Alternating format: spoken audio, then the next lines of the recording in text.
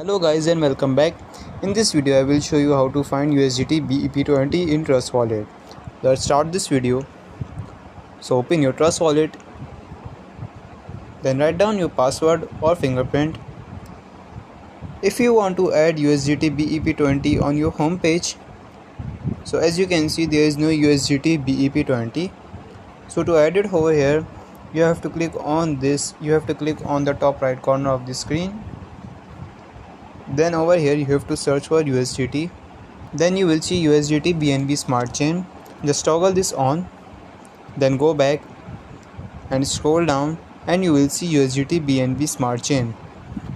If you want to know the address of it, just click on it and then click on receive. So here is your USDT BEP20 address. Copy it and then you are good to go.